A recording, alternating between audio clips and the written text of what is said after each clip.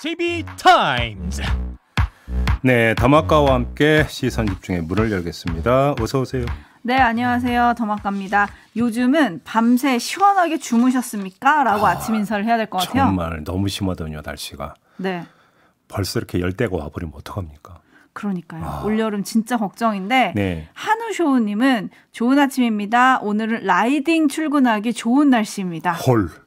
좀 일찍 출발했는데 벌써 회사 앞이네요. 오늘도 파이팅 하겠습니다.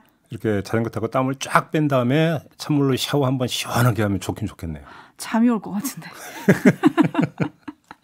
네, 상로스님은 네. 오늘도 폭염경보가 떴네요. 춘철님들 건강한 하루 보내시기 바랍니다 해주셨고 네. 장가 마스바님도 찌는 듯한 무더위도 날려보내는 시선집중 파이팅 하세요 라고 해주셨습니다. 우리 촌철님들 정말 건강관리 잘하시기 바랍니다. 네. 네, 자 시원하게 날려보낼 소식들 저희가 전해드리겠습니다. 그러니까 갑자기 찔리네. 별로 시원할 것 같지가 않은데. 네, 재미타임즈 오늘 주목할 첫 번째 뉴스 어떤 겁니까?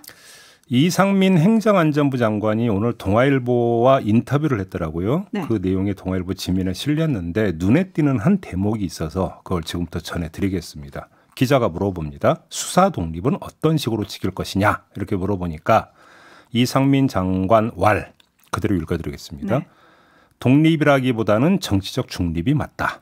수사의 정치적 중립에 대해선 의문의 여지가 없고 누군가 수사에 관여한다는 것은 생각하기 힘들다. 다만 지난 정권에서 수사되어야 할 것들 중 수사가 안 된 게 꽤 있다. 그런 게 가능했던 것은 문재인 정부 청와대가 경찰을 직접 쥐고 있었기 때문이다. 이렇게 대답을 합니다. 네. 그러자 기자가 이어서 야당은 문재인 정부 수사를 정치 보복이라고 본다. 이렇게 다시 질문하니까 그렇다고 뻔한 잘못을 가만 놔두는 것도 정말 불공정한 것 아니겠냐. 잘못을 밝혀내고 처벌을 어떻게 할 거냐에 대해선 정치적 고려를 하더라도 팩트 자체는 수사에서 밝혀내야 한다. 네. 이렇게 대답을 하거든요. 네. 제가 이 대목에 눈길이 꽂혔던 이유가 있는데요. 이상민 장관이 주도해서 행안부 안에 경찰국 만든 거 아니겠습니까? 그렇죠. 지금 일선 경찰들은 여기에 반발해서 릴레이 삭발 시위까지 지금 들어간 상황인데 가장 우려하고 있는 점은 이 경찰국을 통해서 경찰 수사를 핸들링하는 거 아니냐. 네. 바로 이 점이잖아요. 가장 우려하고 있는 대목이. 그런데 이에 대해서 이상민 장관은 그런 일이 있을 수 없다고 분명히 밝혔었고 조금 전에 제가 그대로 읽어드린 그 대목에도 누군가 수사에 관여한다는 것도 생각하기 힘들다고 분명히 밝히고 있습니다. 그런데 왜 그러니까 지난 정권에서 수사되어야 할 것들 수사가 안 됐으니까 수사해야 된다고 이야기를 합니까? 그럼 이건 수사 개입이고 수사 관여가 아닙니까? 그럼 이건 어떻게 읽어야 되는 겁니까? 아니 그냥 그 한 자연인으로서 이런 이야기는 얼마든지 할 수 있겠죠. 개인의 견해니까. 네. 그렇지만 행정안전부 장관이 사석에서도 아니고 공식적인 언론과의 인터뷰에서 오해가 살 여지가 많은 발언을 모르고 했다면 그게 더 이상한 거 아니겠습니까? 일부러 한 거 아닐까요? 왜냐하면 뻔한 잘못을 가만 놔두는 것도 정말 불공정한 것이 아니겠나라고 아예 얘기를 했잖아요. 이렇게 되면 행안부 장관의 경찰에 대한 행안부 장관의 그림감이 엄청나게 세진다라고 하는 것은 경찰이 다 알고 있는데 이게 경찰에게 어떤 메시지로 전달이 되겠습니까?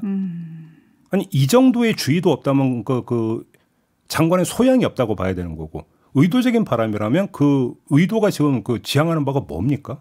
그게 궁금하거든요. 네. 분명히 수사에 대해서는 언급을 하지 말아야 되는 거잖아요. 장관이라면. 특히나 경찰국을 둘러싸고 지금 숱한 논란과 의혹이 나오고 있는 상황이라면 더더욱 조심해야 되는 거잖아요. 근데 왜 이런 얘기를 하냐고요. 그게 궁금합니다. 네, 김종희님은 내가 하면 로맨스다 이거 아닐까요? 레드헤어님도 비슷한 의견. 내가 하면 공정수사, 남이 하면 편향수사라고 물음표를 찍어주셨는데 네. 네. 요거와 관련해가지고 1722님은 지지율도 떨어졌겠다. 이제 시작이 된 것 같습니다. 라는 의견 보내주셨는데요. 네. 좀 후속으로 정치적인 파장도 좀 일 것 같습니다. 여야 반응도 좀 나올 것 같고요. 그러겠죠. 그 내용은 저희가 또 내일 전해드리도록 하겠습니다. 예. 제이비타임즈 다음 주목할 뉴스는 오디오로 먼저 만나보시죠. 공정거래위원장에 지명된 송옥열 서울대 법학전문대학원 교수. 송 후보자는 지난 2014년 로스쿨 1학년 학생 100여 명과의 저녁 식사 자리에서 술에 취한 채 성희롱 발언을 했다고 서울경제가 보도했습니다. 외모를 상, 중, 하로 나누며 품평했고 한 여학생에게는 다른 남학생을 가리키며 안기고 싶지 않느냐, 나는 안기고 싶은데라고 말했다는 겁니다. 이에 대해 대통령실은 크게 문제되지 않는다는 반응을 보였습니다. 인사검증 과정에서 발언 경위와 내용을 확인했고 송 후보자가 당시 참석자들에게 사과한 뒤 일단락된 사안이어서 학교에 별도 처분이 없었다는 겁니다. 송 후보자도 입장문을 통해 과오를 인정하고 깊이 반성하고 있다면서 학생의 외모를 칭찬하는 과정에서 부적절한 발언이 나오게 됐다고 밝혔습니다. 네. 자, 어제 일을 한번 정리를 해보죠. 김승희 보건복지부 장관 후보자는 자진 사퇴를 했고요. 박순애 교육부 장관 후보자는 임명장을 받았습니다. 네. 그리고 이어진 인사가 조금 전에 들었던 뉴스 리포트에 나오는 바로 그 인물인데요. 공정거래위원장에 송옥렬 서울대 법학전문대학원 교수가 지명이 됐습니다. 이 인사에 붙일 수 있는 아주 딱 떨어지는 수식어가 하나 있는데요. 뭘까요? 그게 뭐냐면 바로 또입니다. 또. 제가 한번 지금부터 읊어보겠습니다. 또 윤석열 대통령 동기이고요. 사법연수원 동기라는 거 아닙니까? 네. 또 법조인 출신이고요. 또 김앤장 출신이고요. 또 서운함이고요. 또 능력 인사라고 대통령실은 주장하고 있습니다. 그리고 또 도덕성 논란이 일었습니다. 네. 도덕성 논란은 지금 뉴스에서 들은 바로 그 내용이기 때문에 여기서 뭐 저는 다시 되읊지는 않겠는데요. 이런 여러 가지 문제가 있는데 주목해서 봐야 되는 부분은 좀 다른 데 있는 거 아닌가 싶은 생각이 좀 들긴 하더라고요. 어딘가요? 윤석열 대통령이 지난달 7일에 이런 말을 했습니다. 금융감독원과 공정거래위원장은 규제감독기관이고 적법 절차에 따라서 법 기준을 가지고 예측 가능하게 일해야 한다. 규제감독기관이라고 하는 점에 방점을 찍었습니다. 왜? 검사 출신인 이복현 금감원장 인사를 둘러싼 논란이 일다 보니까 규제감독기관이라고 하는 점에 강조점을 두었죠. 그런데 네. 어제 송옥렬 교수 공정거래위원장 지명 사실을 전하면서 대통령실 핵심 관계자는 뭐라고 인선 배경을 밝혔냐면 이런 것이었습니다. 규제를 완화하고 기업을 지원하는 데 있어서 자유시장 경제를 최대한 보장하고 정부가 자유시장 경제의 걸림돌이 안 되는 역할을 하는데 가장 적합하다고 판단한 것으로 한다. 대통령의 그 발언과 대통령실 핵심 관계자의 발언이 지금 연결이 된다고 보십니까? 그리고 송옥렬 그 후보자 본인도 과거 공정거래위원회의 대기업 규제 강화 움직임을 비판한 바도 있다고 합니다. 그러면 대통령은 규제 감독기관이라는 점에 상당한 강조점을 뒀는데 대통령실 핵심 관계자나 지명자 본인 같은 경우는 오히려 규제 완화 쪽으로 방점을 찍고 있다고 한다면 도대체 어느 장단에 춤을 춰야 되는 겁니까? 여기서. 네. 그래서 뭐 또 한편으로 생각하면 이게 바로 대통령에게 코드 맞추기가 아닐까. 규제 완화론자인 송 후보자가 공정의 목적과 배치된다는 우려도 있지만 규제 완화는 또 현 정부의 정책 기조 아닙니까? 궁극적으로 보면. 아니 그러면 왜 그 금감원과 공정위를 콕 집어서 규제 감독기관인지 그렇게 대통령은 강조를 합니까? 그러게요. 메시지가 앞뒤가 맞지 않는 것 같은데요. 아몰랑님, 본인 외모는 몇 등급이신가요? 라고 꼬집어 주셨고요. 네. 네, 그리고 김의영님, 대통령하고 친하면 성희롱해도 공정위원장. 아니 그 얘기 하니까 아까 뉴스에서 전한 것 중에 이제 그 송옥렬 그 후보자의 본인 해명 있잖아요. 네. 학생의 외모를 칭찬하는 과정에서 부적절한 발언이 나오게 됐다. 그러면 이게 칭찬인가요? 외모를 칭찬하는 건 괜찮다라는 뜻이 여기에는 깔려 있는 거잖아요. 에이. 외모를 입에 올릴 필요가 없다라고 하는 게 더 맞는 정답 아닌가요? 네. 그러니까 이 해명 자체도 사실은 부적절한 해명이라는 거예요. 네, 그리고 뉴스를 안 보신 분들을 위해서 제가 조금 더 전해드리면 한 여학생에게는 이런 말도 해요. 이효리 어디 갔다 왔어? 너 없어서 짠 못했잖아. 이게 뭐예요? 네, 아무튼 그렇고요. 네, 5696님 누가 봐도 성희롱인데 별 문제 아니다라고요. 아, 다들 철면피시네요라고 해주셨고 4701님 적재적소 배치를 하는데 왜 이리 다 흠결 있는 인사들일까요?라고 꼬집어 주셨고요. 제이비가 또라고 하나의 언어를 전해주셨잖아요. 그랬더니 슬로우님이 일관성 있네요. 라고 해주셨습니다. 네. 자, 한편 김인철 전 사회부총리 겸 교육부 장관 후보자 그리고 정우영 전 보건복지부 장관 후보자에 이어서 어제 자진 사퇴한 김승희 전 복지부 후보자까지 그리고 또 송웅열 공정거래위원장 후보자까지 인사검증은 또 실패한 거 아니냐 이런 논란이 또 일고 있고요. 네. 반면에 박순애 교육부 장관은 임명장을 받았지만 7488님 만취운전과 갑질 의혹에도 교육부 장관은 되네요. 좀 참담합니다라고 해주셨어요. 그러면 음주운전했다고 해서 교장 아예 될 기회가 박탈당하는 교사분들은 어떤 생각을 할까요? 그렇죠? 그러니까요. 자, 아무튼 논란은 여전히 계속되고 있다. 이렇게 좀 밑줄을 그어보고요. JB타임스 다음 주목할 뉴스 오디오로 먼저 만나보시죠. 한 달 넘게 공전하던 국회가 김진표 신임 국회의장을 선출하면서 정상화의 첫걸음을 뗐습니다. 대화와 타협에 능한 국회의원이 되어주십시오. 저는 조정과 중재에 능숙한 국회의장이 되겠습니다. 검찰 수사권 분리법안의 후속 조치로 여야가 합의했던 사개특위 구성도 갈등의 뇌관으로 남아있습니다. 민주당은 당초 합의대로 위원장은 야당 몫이라는 입장인 반면 국민의힘은 여야 동수 구성에 위원장도 내놓으라고 맞서고 있습니다. 우리가 제시한 조건을 수용하지 못한다면 더 이상 사개특위 구성이나 운영에 관해서 논의를 하지 않겠다라고 분명히 밝혔습니다. 그 부분에 대해서 더 이상 의논하지 않겠습니다. 네, 시간이 없으니까 짧게 정리를 하죠. 1단계 또는 제한적 원구성 협상이 타결이 돼서 의장단 선출을 한 거잖아요. 네. 그 다음에 상임위 배정, 상임위원장 선출 이 문제가 있고 더 나아가서 지금 뉴스에서 나온 사개특위 구성 문제가 있는 건데 사개특위 구성 문제 때문에 지금 또 상임위원회 배정과 선출 부분이 일단 지금 다시 제동에 걸린 상태 아니겠습니까? 자, 여기서 시나리오를 쓰면 그러니까 전반기 원 구성할 때를 되돌아보면 어떤 이제 의장이 선출이 됐기 때문에 의장이 그러면 의원들을 상대로 상임위를 그냥 일괄 배정을 하고 그냥 거기서 숫자에 따라서 상임위원장을 선출하는 이런 접근법이 있을 수가 있어요. 하지만 의장단 선출의 조건으로 여야가 합의한 게 상임위원장을 합의 처리한다. 합의해서 선출한다고 됐기 때문에 이 길은 사실상 불가능하다. 네. 가능성이 없다. 이렇게 봐야 되는 거겠고요. 그러면 완전한 협상 타결을 위해서는 사개특위 문제가 풀려야 된다라는 이런 이야기로 그러니까 연결이 되는 건데 제가 이 자리에서 여러 차례 말씀을 드렸는데요. 사개특위 부분에 있어서는 제가 볼 땐 비공짜, 공론 부분이 일정하게 있어요. 그러니까 여러 번 말씀을 드린 것처럼 이거는 지금 종속변인이에요. 뭐냐면 국회도 냈고 법무부도 냈고 권한쟁의 심판 청구를 냈잖아요. 냈죠. 헌법재판소에서 이 청구를 어떻게 판단하느냐에 따라서 사개특위는 거기에 영향을 받게 돼 있다는 겁니다. 그러니까 거기서 백날 합의를 해봤자 헌재의 어떤 결정에 따라서 이게 다시 종속되어 버린다는 건데 이게 얼마만큼 그렇게 강력한 그리고 실천력 있는 카드인가 부분들은 검토를 해봐야 되는 거죠. 네. 거기다 어제 하태경 의원은 아예 대놓고 얘기하더군요.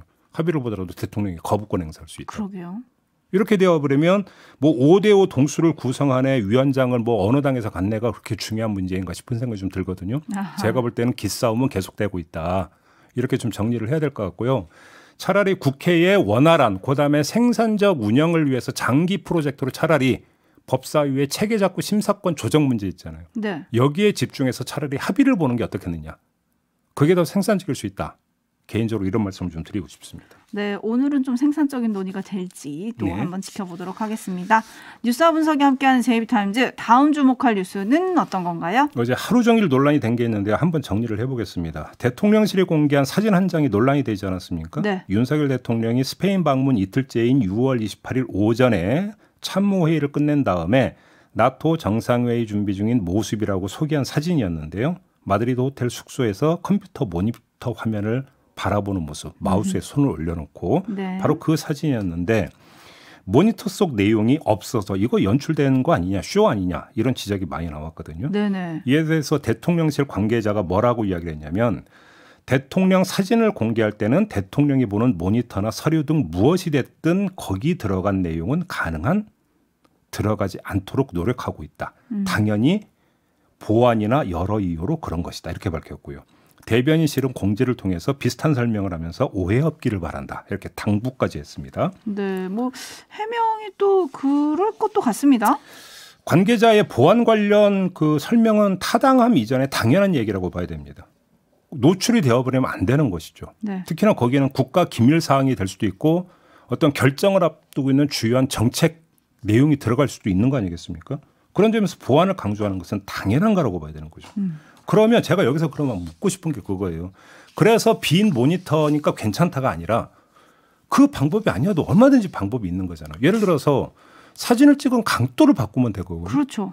예를 들어서 그러면 그 모니터를 바라보고 있는 윤석열 대통령의 모습을 정면에서 찍으면 모니터에 뭐가 들어가 있는지 아무도 모르잖아요. 모르죠. 투시력이 있는 것도 아니고. 그렇죠. 근데 여기서 참 비교 대상이 사진이 또 한 장 있었죠. 이거 말고 종이 서류를 보는 사진. 아, 네네. 뭐 그래서 뭐 일각에서 이 서류에 이게 내용이 없다. 빈종이 아니냐. 또 이런 뭐 의혹이 일었는데 그거는 모르겠고요. 아무튼 그거는 정면에서 찍은 거잖아요. 그러면 되는데 왜 그러면 그 각도를 그렇게 잡아서 불필요한 논란을 자초를 합니까? 그런 점에서 무신경했다. 대통령실이. 네. 그러니까 세심함이 전혀 없었다. 이 점을 지적하지 않을 수가 없고요. 그다음에 하나 더 말씀을 드리면 엄밀하게 말해서 쇼를 한다는 평가를 왜곡이라고 보기도 힘든 부분이 있어요. 자, 대통령실 설명을 그대로 받아서 해석하더라도 문제의 장면이 찍히는 그 순간에 윤석열 대통령은 일을 하고 있었던 게 아니죠. 왜 그렇습니까? 대통령실 설명에 따르면 문제의 장면은 대통령이 국무회의 안건을 결재한 직후 화면이 사라진 상태를 찍은 것이니까. 그렇죠. 네. 근데 장면은 윤석열 대통령이 마우스에 손을 올리고 모니터를 바라보고 있는 거 일하는 장면이잖아요. 일은 종료가 됐는데 사진 속의 장면은 일하는 장면이라고 한다면 불일치가 있는 거잖아요. 그러니까 왜곡이라고 볼 수가 없죠. 엄밀하게 따지고 들어간다면. 그런 거 아닙니까? 네, 뭐 저희는 상당히 주의를 기울여 한 것이다. 이게 대통령실 핵심 관계자의 말이었는데요. 토토로님은 애초에 그런 사진 공개하지 말죠라고 해주셨고요. 그러니까요. 8892님도 우리나라 최고 권력자를 서포트하는 대통령실 우리나라 최고 전문가들은 아닌 것 같아요라고 해주셨고요. 정기수님 대통령실 근무하시는 분들 정신 좀 차립시다라고 보내주셨는데요. 네. 네, 뭐 억울하실 것 같긴 하나 민심은 이렇다라는 말씀 좀 전해드리고요. 한편 어제 이 시간에 저희가 대통령 지지율 관련한 얘기를 하지 않았습니까? 네. 대통령이 출근길에 데드크로스 관련해서 직접 자신의 생각을 밝혔습니다. 잠깐 들어보시죠. 저는 뭐 선거 때도 선거운동을 하면서도 지지율은 별로 유념치 않았습니다. 별로 의미가 없는 것이고 제가 하는 일은 국민을 위해서 하는 일이니까 오로지 국민만 생각하고 열심히 해야 된다는 그 마음만 가지고 있습니다. 네, 오로지 국민만 보는데 지지율은 의미 없다. 이건 좀 앞뒤가 안 맞는 게요. 제가 하는 일은 국민을 위해서 하는 일이라고 했잖아요. 그러셨죠? 국민을 위해서 일을 하려면 국민이 원하는 바가 뭔지를 정확히 먼저 읽어야 되는 거잖아요. 여론조사에 뭐가 있습니까? 대통령 국정 수행에 대해서 긍정적으로 평가하는 이유와 부정적으로 평가하는 이유가 들어있잖아요. 네. 그게 국민이 원하는 게 거기에 담겨 있는 거잖아요. 그러니까 오히려 더 열심히 봐야 되는 거 아닙니까? 의미가 없는 것이고 라고 했는데요. 아니 국민을 위해서 일을 하면 국민이 원하는 게 뭔지를 알아야 되는 거잖아요. 그러면 그런 거 안 봐도 나는 안 봐도 다 압니까? 그런 건 아닐 거 아닙니까? 그러면 국민이 고충이 뭐고 지금 국민들이 힘들어하는 게 뭐고 간절히 원하는 게 뭔지를 봐서 국정에 그걸 반영을 시켜야 되는 게 행정 수반으로서의 역할이자 의무잖아요. 그러니까 오히려 더 봐야 되는 거 아닙니까? 예를 들어서 뭐 여론조사에 뭐 몇 퍼센트냐는 숫자 이전에 이런 식으로 이야기를 하면 안 되죠, 이거는. 네. 6647님이 궁예 관심법인가요? 라고 해주셨고요. 물프레님은 지지율 필요 없다. 국민 목소리 듣지 않으시겠다는 것 같습니다. 라고 정리를 해주셨는데요. 네. 윤석열 대통령이 어제 수석비서관 회의를 주재하면서 이번 주부터 활기차게 속도감 있게 일하자라고 주문을 했고요. 대통령실 관계자는 이번 달부터 대통령이 현장을 찾으며 경제와 민생을 강조할 거다라고 했는데 과연 지지율 하락의 주요 원인 중 하나인 경제 문제 잘 대처하고 있는지 이것도 좀 짚어봐야 될 것 같아요. 근데 원래 이번 주부터가 아니라 대선 때부터 좋아 빠르게 가 뭐 이러지 않았습니까? 그렇죠. 근데 빠르게 가는 건 물가만 빠르게 가더라고요. 그러네요. 네. 그러네요. 그 이유 그리고 대책 어떻게 해야 될지는 잠시 후 8시 30분 유튜브 연장방송 경제는 김우빈에서 집중 조명해 드리도록 하겠습니다. 더마까 만일을 해요. 또 이제 경제는 김우빈 홍보까지 해주시고 시선 집중의 살림꾼입니다. 고맙습니다. 감사합니다. 네, 더마까 수고하셨어요.